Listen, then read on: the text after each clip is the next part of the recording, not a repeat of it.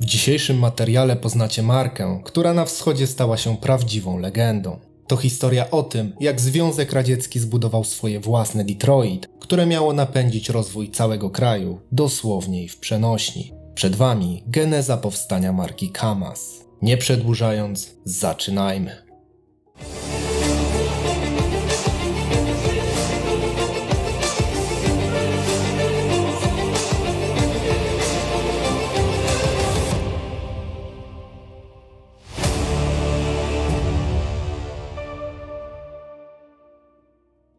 Korzenie marki sięgają początku lat 60., gdy w krajach bloku wschodniego zapotrzebowanie na uniwersalne ciężarówki o dużej ładowności zaczęło się coraz bardziej uwidaczniać. Do tej pory na terenie Związku Radzieckiego dominował KRAS 255B, który pomimo swoich imponujących możliwości był zdecydowanie zbyt duży i paliwożerny, by można było uznać go za konstrukcję uniwersalną. Dodatkowo popularne modele GAZ-53 i ZiL-130 napędzały silniki benzynowe, co wpływało negatywnie na ekonomiczny aspekt ich użytkowania. Kwestię konieczności zwiększenia produkcji samochodów ciężarowych na terenie Związku Radzieckiego poruszono po 23. zjeździe KPZR, który odbył się wiosną 1966 roku i na którym Leonid Breżniew przyznał, że kraj odczuwa poważne braki w możliwościach transportowych. Oliwy do ognia dolało Ministerstwo Obrony Narodowej, na którego czele stał Rodion Malinowski. Zarzucił on organom cywilnym, że podczas corocznych zbiorów wojsko jest zmuszone udostępniać swoje ciężarówki, które z oczywistych względów nie zawsze wracały w nienagadnym stanie technicznym, a to znacząco wpływało na państwowy potencjał militarny. Oczywiście Breżniew przyznał mu rację, zaznaczając, że pomimo otrzymywania w zamian nowych maszyn, taka wymiana nie może z powodzeniem funkcjonować na dłuższą metę.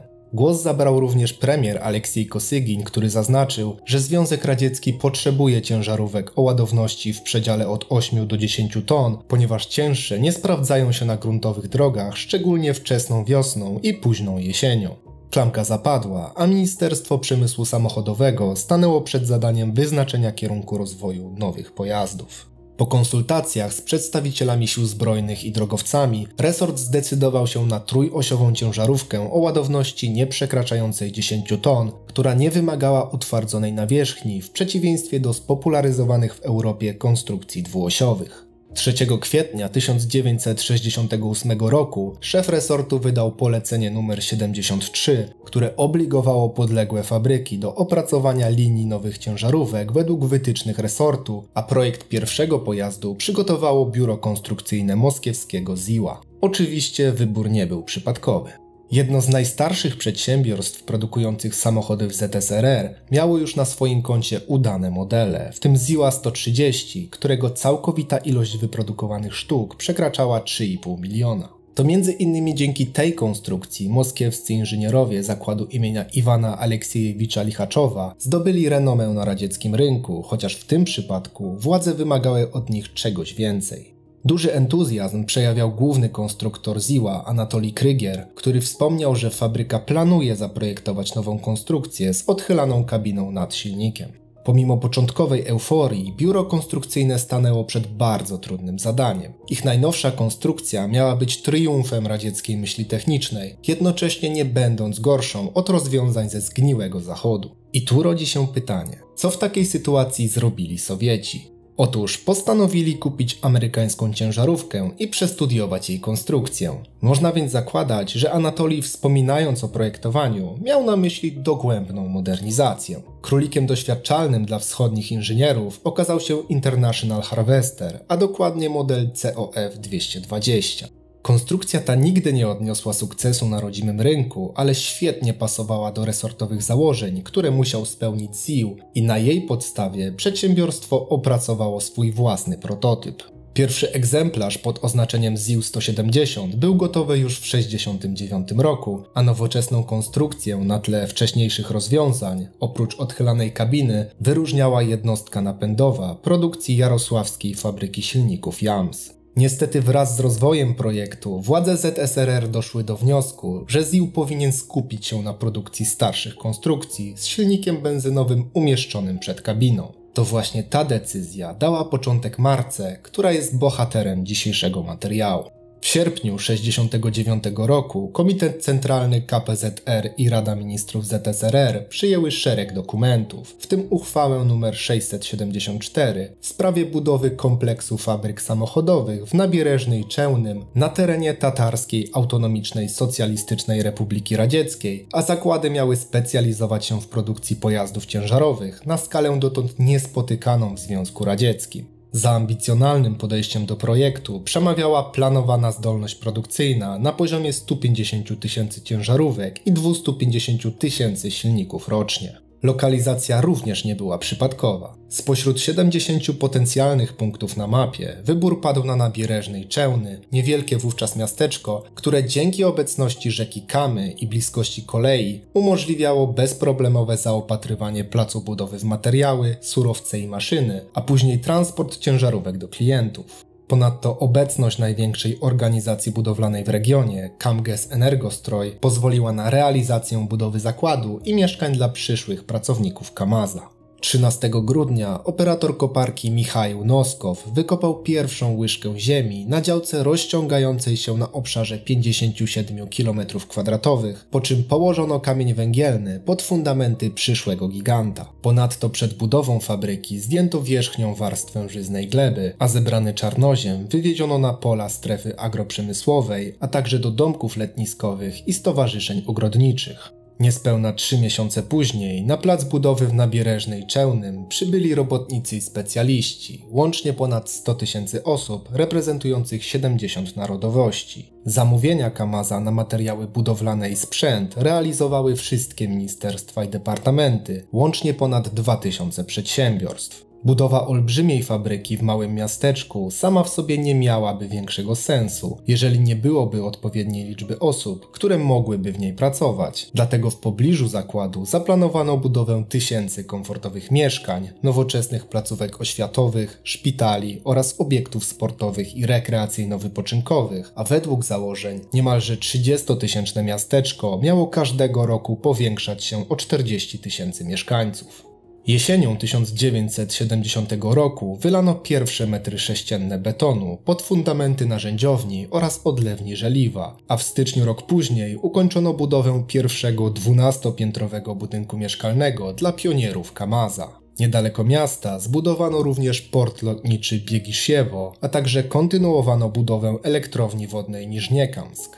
Budowa kompleksu nabierała rozpędu, ale Sowieci musieli stawić czoła jeszcze jednemu problemowi. Pomimo że projekt techniczny przyszłej fabryki został opracowany przez radzieckich inżynierów, to partyjni zwierzchnicy mieli spore zastrzeżenia do jakości rodzimej technologii i jej tempa rozwoju, dlatego ze względu na kaliber przedsięwzięcia, przed którym stanęli, zdecydowali się na zakup zachodnich rozwiązań, a pierwszym kontrahentem miał być niemiecki Daimler-Benz. Niemcom zaproponowano kontrakt na licencyjną produkcję ciężarówek, ale zarząd Daimlera nie był usatysfakcjonowany warunkami finansowymi i potencjalnymi stratami wynikającymi ze sprzedaży sowieckich pojazdów do krajów trzecich. Stuttgart chciał kontrolować wszystkie dostawy eksportowe, a to z kolei nie odpowiadało Sowietom. Kolejnym z potencjalnych kandydatów na partnera strategicznego był Ford Motor. Zgodnie z ustaleniami w ZSRR pojawił się Henry Ford, któremu przedstawione zostały plany budowy nowej fabryki ciężarówek. Właściciel amerykańskiego koncernu podszedł do pomysłu bardzo optymistycznie i obiecał wesprzeć radzieckich specjalistów, jednocześnie zastrzegając, że żadna z potencjalnych transakcji nie dojdzie do skutku bez zgody prezydenta. Henry również wycofał się z propozycji sfinansowania budowy fabryki i spłaty inwestycji w dostawach gotowych ciężarówek i silników do Stanów, które przedstawiły mu władze Związku Radzieckiego. Kolejnym przedsiębiorstwem, które otrzymało podobną propozycję, było Mack Trucks, na czele którego stał Zenon Hansen. Prezes korporacji niezwykle ochoczo podszedł do pomysłu Sowietów i 18 maja 1971 roku podpisał w siedzibie firmy wstępny kontrakt opiewający na $725 milionów, który następnie został przedstawiony amerykańskim władzom, bo bez ich aprobaty transakcja nie mogła dojść do skutku. Pierwszy termin na wydanie decyzji minął w czerwcu, ale Sowieci nie odpuszczali, starając się za wszelką cenę przekonać Amerykanów, podbijając stawkę o zakup linii technologicznych do produkcji mebli. W końcu Departament Handlowy wyznaczył jeszcze jeden termin na wydanie decyzji, którego również nie dotrzymał, a finalnie odmówił zgody na realizację kontraktu we wrześniu. Według wielu obserwatorów decyzja ta była podyktowana zbliżającymi się wyborami, w których prezydent Nixon nie chciał stracić części negatywnie nastawionego do Sowietów elektoratu. Sytuacja zmieniła się po jego spotkaniu z sowieckim ministrem spraw zagranicznych Andriejem Gromyką 29 września 1971 roku, ale to nie był jedyny powód zmiany narracji. Sowieci niezłomnie kusili Amerykanów olbrzymimi pieniędzmi i koniec końców osiągnęli swój cel, choć nie w tak spektakularnej formie jak zakładali. Przebieg wydarzeń opisał w swojej książce pod tytułem The Best Enemy Money Can Buy historyk Anthony Sutton, który zaznaczył, że główną osobą nalegającą na realizację kontraktów był doradca do spraw bezpieczeństwa narodowego Henry Kissinger. Według autora historia nie nauczyła jego rodaków absolutnie niczego, a wybudowane przez Amerykanów w latach 30. fabryki Ziła i Gaza były motorem napędowym ZSRR, co wielu amerykańskich żołnierzy przypłaciło życiem podczas wojen w Korei i Wietnamie. Mimo obaw i sceptycyzmu opinii publicznej, Departament Handlu wydał licencję eksportową dla amerykańskich firm na dostawę sprzętu o równowartości przekraczającej $500 milionów w październiku 1971 roku. Spośród wielu wytypowanych przedsiębiorstw największe kontrakty otrzymały odpowiednio. Swindell-Dressler zainkasował blisko $46 milionów za piece i urządzenia hutnicze, CE Cast Equipment blisko 35 za zmechanizowane linie odlewnicze, Holcroft & Company 20 za wyposażenie odlewni oraz Ingersoll Rand Equipment podobną sumę za wyposażenie linii montażu silników. Warto zaznaczyć, że nie tylko Amerykanie okazali się beneficjentami radzieckiego projektu. Największą kwotę spośród wszystkich podwykonawców, bo aż $250 milionów, otrzymał francuski Renault za wybudowanie i wyposażenie linii montażowej do produkcji silników. Drugim największym beneficjentem był niemiecki Lippe z kontraktem na kwotę blisko $172 milionów za linię produkcyjną przeniesienia napędu. Łącznie wszystkie zachodnie przedsiębiorstwa biorące udział w projekcie zainkasowały blisko $1,3 miliarda,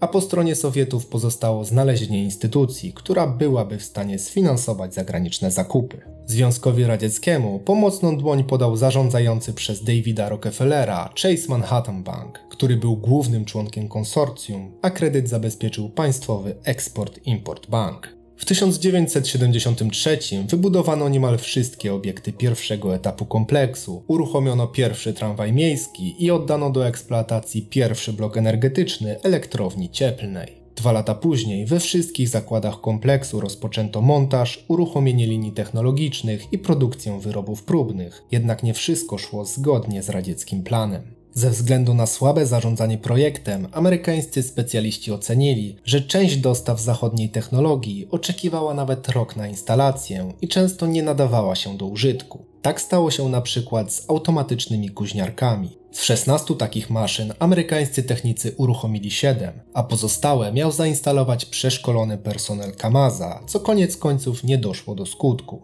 Na dodatek brak przepływu wiedzy pomiędzy przeszkolonym personelem a resztą załogi powodował, że już rozlokowane maszyny były nieprawidłowo obsługiwane i psuły się znacznie częściej niż zakładali ich projektanci. Agencja wywiadowcza CIA stwierdziła w raporcie, że nieprzygotowana infrastruktura zaprzepaściła efekty licencji, a projekt Kamaza był prowadzony gorzej od budowanej na fiatowskiej licencji wołżańskiej fabryki samochodów WAZ. Mimo to wsparcie zachodnią technologią pozwoliło przyspieszyć uruchomienie produkcji o co najmniej 5 lat. 29 grudnia 1976 roku Państwowa Komisja pod przewodnictwem ministra przemysłu samochodowego ZSRR Wiktora Nikołajewicza Polakowa podpisała ustawę o uruchomieniu pierwszego etapu kompleksu zakładów KAMAZ do produkcji samochodów ciężarowych.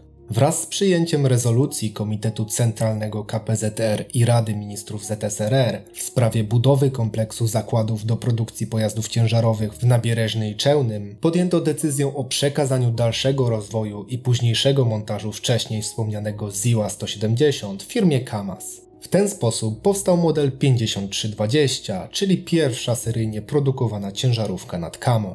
Pomijając pierwsze eksperymentalne egzemplarze wyprodukowane w 1974 roku, pierwszy seryjny model zjechał z linii montażowej już 16 lutego 1976 roku i zgodnie z ówczesną tradycją został ozdobiony hasłem Nasz dar dla 25. zjazdu KPZR. KAMAZ 5320 był modelem wyjściowym dla szerszej gamy pojazdów trójosiowych, w tym m.in. dla ciągnika siodłowego o numerach 5410, wywrotki 5511, wersji z wydłużoną platformą załadowczą 53212 czy podwozia dla pojazdów specjalnych 53213. Wszystkie modele w tej rodzinie miały podobną konstrukcję i były w dużej mierze zunifikowane. Pierwsza ciężarówka produkcji KAMAZa charakteryzowała się długością niespełna 7,5 metra, szerokością 2,5 oraz wysokością nieznacznie przekraczającą 2,6 przy masie własnej 7 ton. Zgodnie z projektowymi założeniami nowej linii ciężarówek, model 5320 charakteryzował się ładownością 8 ton, a w połączeniu z przyczepą GKB 8350 o takiej samej ładowności mógł transportować nawet 16.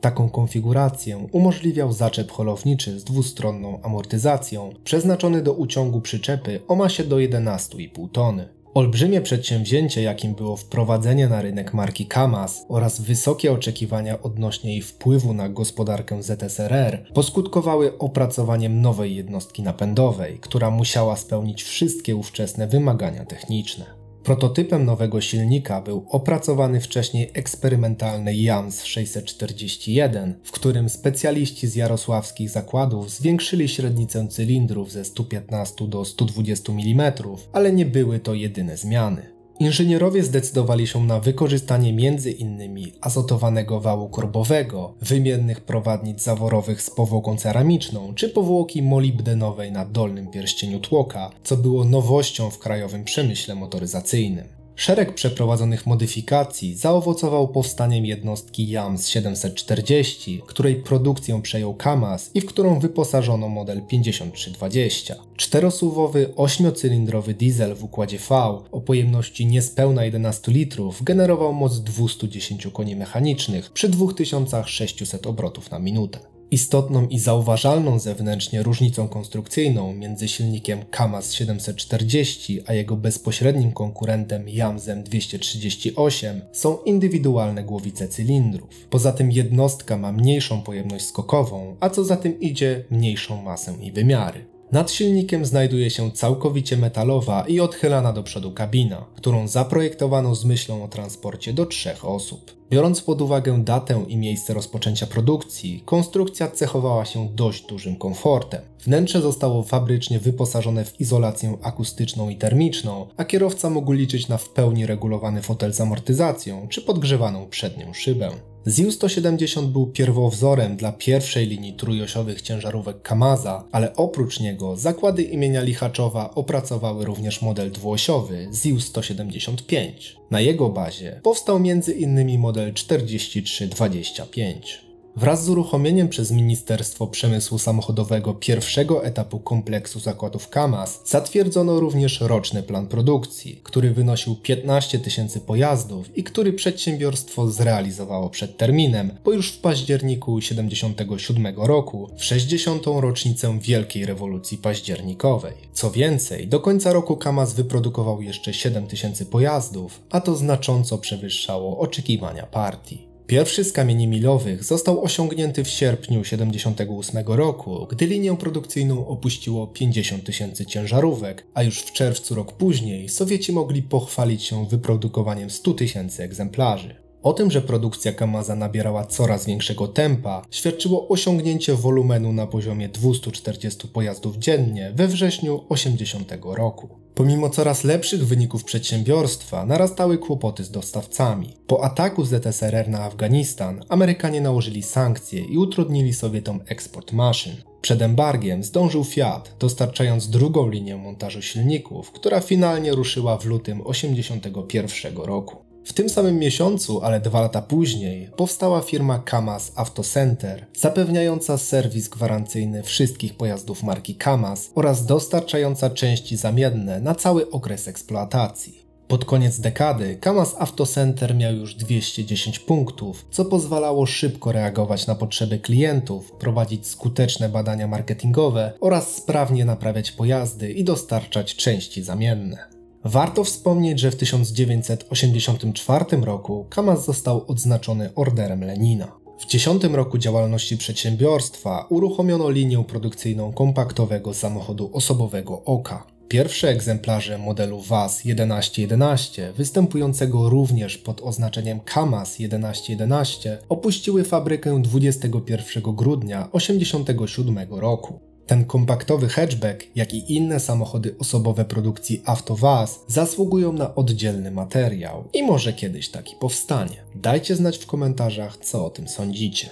Rok później przeprowadzono analizę finansową i ekonomiczną działalności przedsiębiorstwa. Według ekspertów, od momentu wprowadzenia na rynek pojazdów KAMAZ, kraj zarobił około 8 miliardów rubli. W ten sposób w ciągu pierwszych 10 lat eksploatacji zakład w pełni zwrócił wszystkie państwowe inwestycje związane z jego budową, a linię produkcyjną opuścił milionowy egzemplarz KAMAZa. Rok 88 to również debiut ciężarówki drugiej generacji, czyli KAMAZa 5325. Model ten miał być odpowiednikiem trójosiowej wersji z wydłużoną skrzynią załadowczą o oznaczeniu 53212 i powstał przede wszystkim z myślą o rynkach zagranicznych, gdzie zwiększony nacisk na pojedynczą oś był dozwolony przez krajowe normy. Oprócz wizualnej zmiany frontu kabiny, na uwagę zasługuje jednostka napędowa, a był nią turbodoładowany KAMAZ 7403, którego bazą był oczywiście model 740 i który w najmocniejszej wersji generował 260 koni mechanicznych i 785 Nm. Rok później na rynku pojawił się model 55111, czyli wywrotka drugiej generacji. Pojazd różnił się od modelu 5511 skróconym nadwoziem z klapą tylną, wzmocnionymi resorami i wspomaganiem układu kierowniczego zapożyczonym z modelu 4310. Na uwagę zasługuje również zwiększona do 13 ton ładowność. To nie był jednak koniec innowacji, które ZSRR zaplanowało na 1989 rok. Na zlecenie Ministerstwa Obrony KAMAZ przystąpił do prac nad rozwojem wielozadaniowych wojskowych samochodów ciężarowych z nowo powstałej rodziny Mustang, a już 2 lata później wyprodukowano pierwszą partię pilotażową pojazdów z napędem na wszystkie koła. Były nimi dwuosiowy KAMAZ 4350, trójosiowy 5350 i czteroosiowy 6350 o ładowności odpowiednio 4, 6 i 10 ton. Jak widzicie, wyniki radzieckiego przedsiębiorstwa były naprawdę imponujące, ale problemy miały dopiero nadejść. Po upadku Związku Radzieckiego spadek popytu na terenie Rosji sparaliżował KAMAZa. Ogromne zakłady produkcyjne praktycznie stanęły w miejscu, co dotknęło przede wszystkim mieszkańców miasta, w którym producent pojazdów był największym pracodawcą.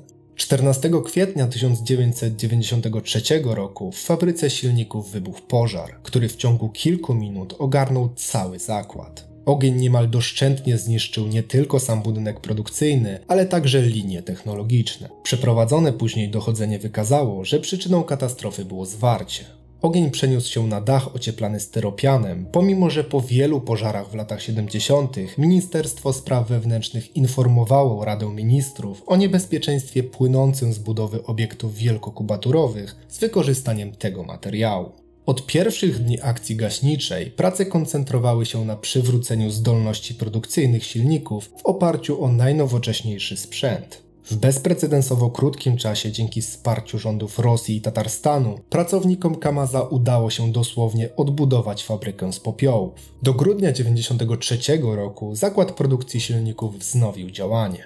3 lata później rosyjski producent wyszedł naprzeciw potrzebom wojska, korzystającego głównie z KAMAZa 4310 i 4350, tworząc wersję 43144, czyli trójosiową ciężarówkę o zwiększonych zdolnościach terenowych. 360 mm prześwitu, napęd na wszystkie koła i sprawdzona jednostka wysokoprężna KAMAZ 740 o mocy 240 koni mechanicznych sprawiły, że podwozie tego modelu znalazło wiele zastosowań nie tylko w siłach zbrojnych, ale również w przemyśle naftowym i gazowym, a także do montażu zabudów specjalnych. W 1999 roku portfolio KAMAZa zostało poszerzone o nową wywrotkę trzeciej generacji, model 65115. Pojazd o masie własnej 10,5 tony jest następcą modelu 55111, chociaż obie wersje były produkowane równolegle do 2012 roku.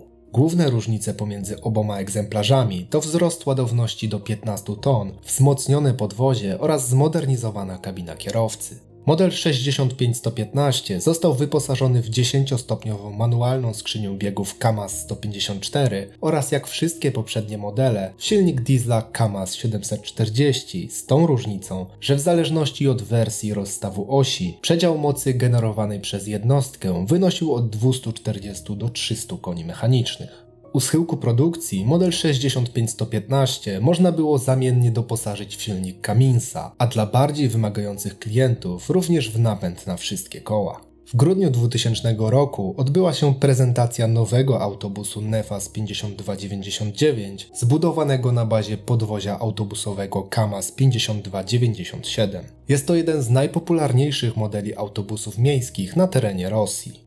Również ciągnik siodłowy KAMAZ 5410 doczekał się swojego następcy, czyli modelu 54115. Tak samo jak w przypadku odświeżonej wywrotki 65115, oprócz zmodernizowanej kabiny wszystkie modyfikacje miały na celu zwiększenie ładowności, w tym wypadku do 12 ton.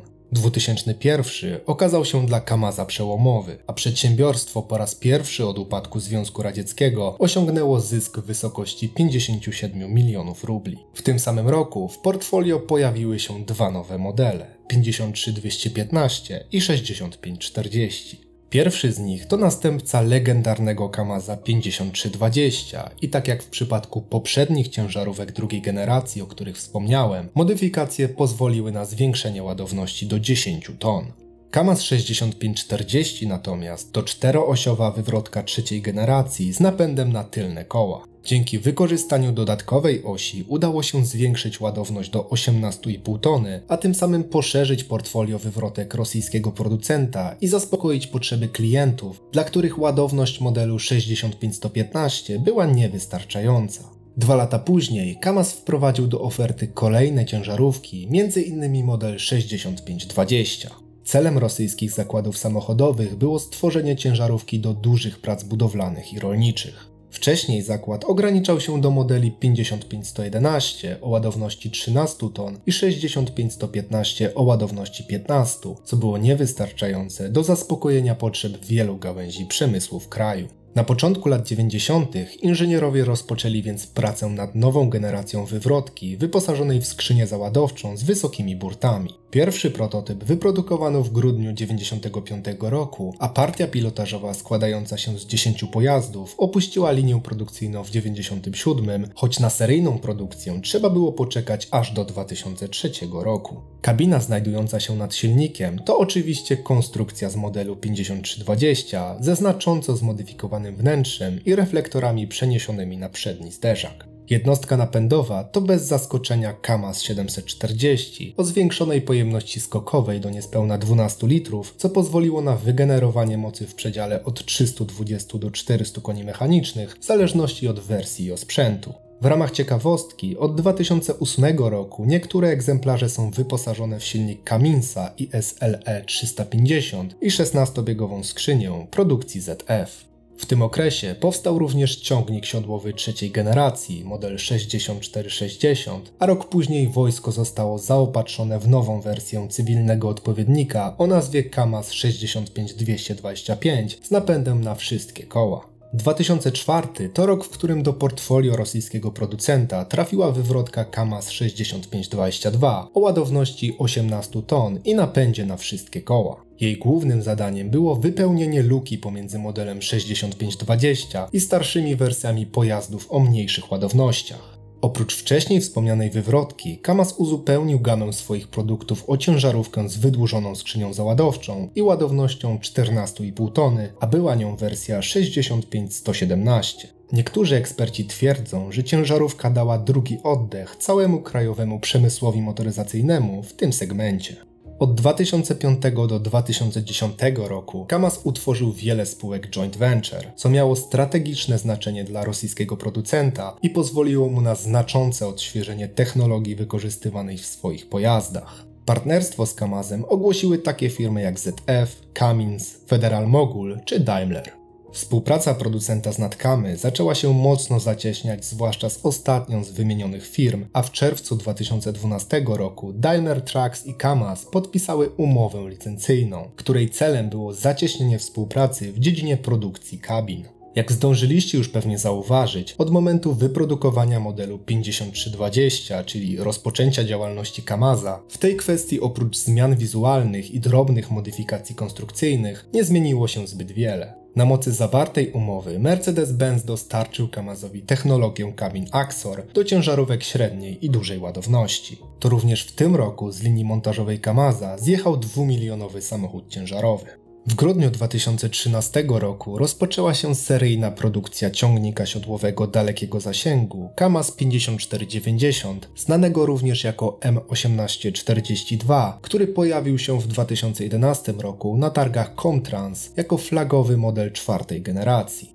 Jest to również pierwsza wersja ciężarówki w historii marki, w której wykorzystano kabinę z Mercedesa Axora i jednostkę napędową Daimler OM 457LA. Oczywiście zachodnich komponentów wykorzystanych w tej konstrukcji jest znacznie więcej, dlatego nie poświęcę jej więcej uwagi w tym materiale. W 2015 roku Kamaz rozpoczął seryjną produkcję dwóch nowych modeli, ciągnika siodłowego 65206 i ciężarówki 65207. W tym samym roku, zgodnie z decyzją walnego zgromadzenia akcjonariuszy spółki, otwarta spółka akcyjna Kamaz została przemianowana na publiczną spółkę akcyjną. Kamaz zaprezentował również koncept kabiny 2020 dla pojazdów piątej generacji na wystawie Comtrans 2015.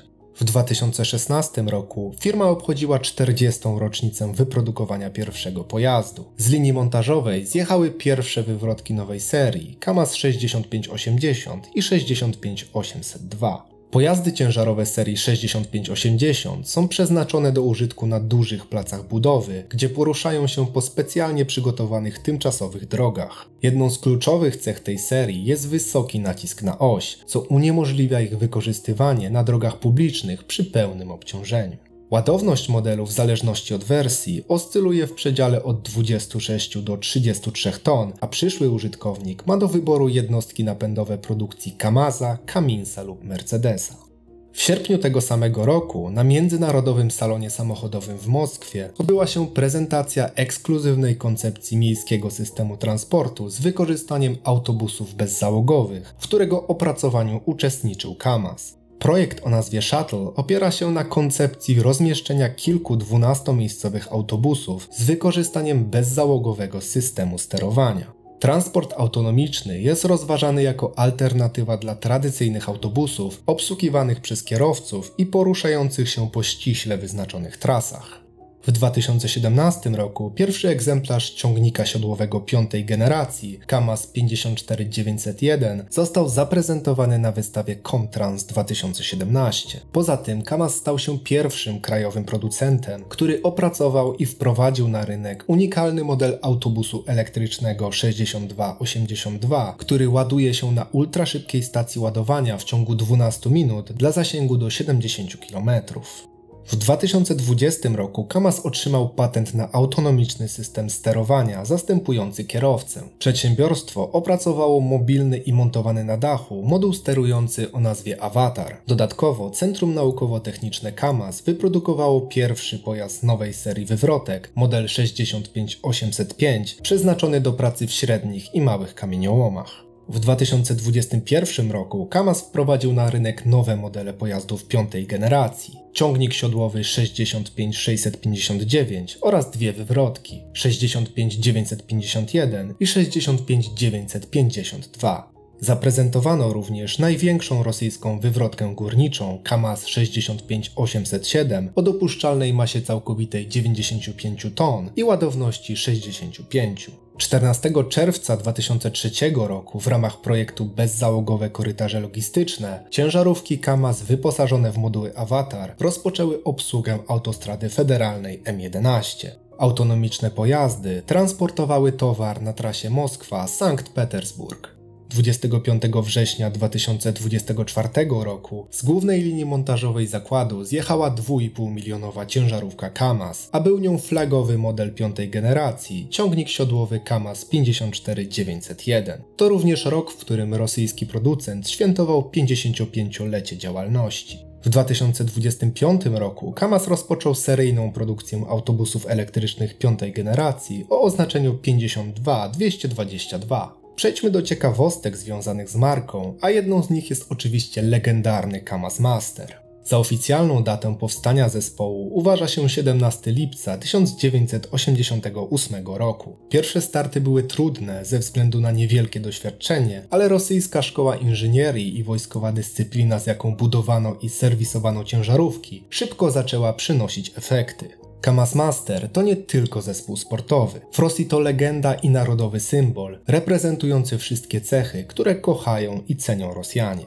Sercem sukcesu KAMAZa były nie tylko ciężarówki, ale i filozofia zespołu, prowadzonego przez legendarnego kierowcę Władimira Czagina, zwanego Carem Dakaru. Czagin jako kierowca wygrał Dakar 7-krotnie, a później jako szef zespołu zbudował strukturę szkoleniową, logistyczną i techniczną, która do dziś nie ma sobie równych. Sumarycznie w pierwszej dekadzie XXI wieku drużyna KAMAZ Master zajęła 42 pierwsze miejsca, 12 drugich i 7 trzecich, triumfując w rajdzie Dakar aż 19 razy. W tym okresie zawodnicy brali również udział w mistrzostwach i Pucharze Rosji. Kolejną ciekawostką jest ciężki transporter kołowy serii 7850 opracowany dla Ministerstwa Obrony Rosji. Platforma służy jako potencjalny zamiennik białoruskiego podwozia MZKT dla wyrzutni międzykontynentalnych pocisków balistycznych. Projekt o nazwie Platforma O obejmuje 8-osiowe podwozie KAMAZ 7850 o ładowności 85 ton, 6-osiowe 78509 o ładowności 60, ciągnik holowniczy 78504 zdolny do uciągu naczepy o ładowności 90 ton oraz transporter 78508 do holowania samolotów na lotniskach. Oczywiście wszystkie przedstawione wersje charakteryzują się napędem na wszystkie koła. Na zakończenie pokażę Wam jeszcze jedną ciekawą konstrukcję, mianowicie KAMAZ Arctic, czyli pojazd terenowy przeznaczony do przewozu osób i ładunków w arktycznych strefach Rosji, regionach Syberii i Dalekiego Wschodu. Przejdźmy do podsumowania. KAMAZ to coś więcej niż tylko producent ciężarówek. To symbol radzieckiego i rosyjskiego przemysłu ciężkiego, który odegrał istotną rolę w rozwoju gospodarczym i militarnym kraju. Ciężarówki KAMAZa, pomimo przestarzałej technologii względem zachodnich rozwiązań, wyróżniały się prostotą i wytrzymałością konstrukcji, co okazało się kluczowe dla osiągnięcia sukcesu. A co Wy dodalibyście do tego podsumowania? Czekam na propozycję w komentarzach. Oczywiście zachęcam do subskrybowania kanału, żeby być na bieżąco. Z mojej strony to wszystko, dzięki za poświęcony czas, trzymajcie się, cześć!